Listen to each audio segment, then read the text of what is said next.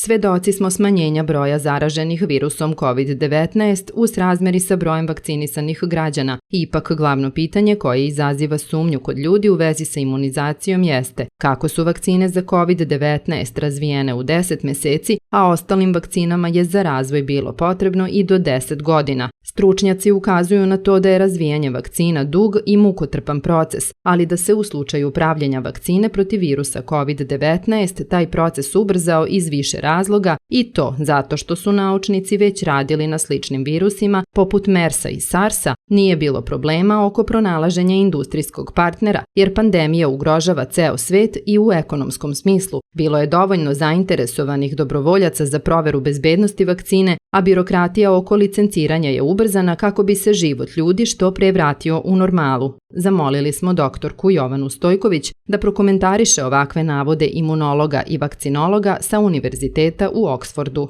Svedoci smo i nekih drugih stvari, recimo svedoci smo toga da je Republički zavod za statistiku donao podatke recimo o umrlima ove godine u periodu januar-maj, dakle dotle imamo podatke i prošle godine koja je bila ona velika epidemijska godina i recimo podaci ukazuju na to da je svakog meseca u odnosu na, dakle do maja meseca su podaci, ove godine bilo više umrlih, a mi znamo da je vakcinacija počela negde 31. decembra, početkom januara. Dakle, ne postoji smanjenje opšte smrtnosti. Kada govorimo o umrlima od COVID-a, takođe do decembra meseca je negde 2020.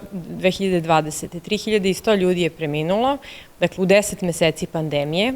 Možemo sad da nemamo vremena da komentarišemo kako su se te smrti deklarisale kao smrti od COVID-a, da li je tu bilo ljudi sa pratećim stanjima i tako dalje. To je za neku raspravu malo detaljniju, ali recimo čist podatak je da je od januara pa do juna sada 3900 ljudi recimo umrlo od COVID-19 kao posljedice COVID-19, što bi govorilo da je više ljudi u 6 meseci vakcinacije preminulo od COVID-a u odnosu na 10 meseci bez vakcinacije, što je opet stvar koja dovodi u pitanje to što je naveo, kao što kažete, taj oksfordski profesor, što se tiče zaražavanja i broja zaraženih, zavisi od nivoa testiranja, dakle koliko se ono intenzivno vrši, zavisi od broja tih ciklusa, dakle koji su se menjali. Nekada je trebalo recimo 40 ciklusa tih takozvanih kod PCR testa da biste bili pozitivni, sad je to manji i to su neke stvari sa kojima se može manipulisati, tako da te podatke o smanjenju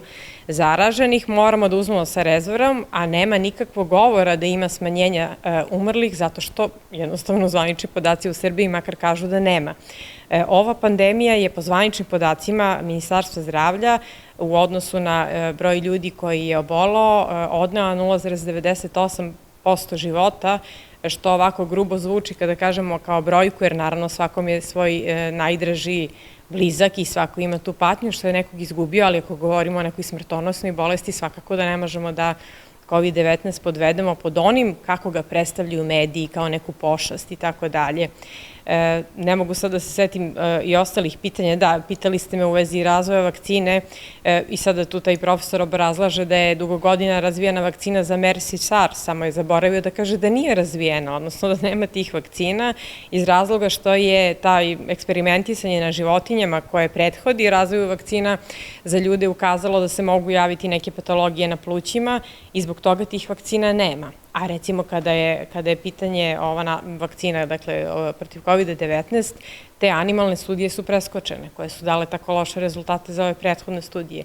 Tako da je ovo isto jedna vrsta, ovo sve što ste iznijeli, odnosno što je on iznao, nekih činjenica koje idu u prilog nekoj unapred određenoj tezi da je vakcinacija donela dobrobit. A kada bismo sve činjenice uzeli u obzir, to bi bilo na vrlo klimavim nogama.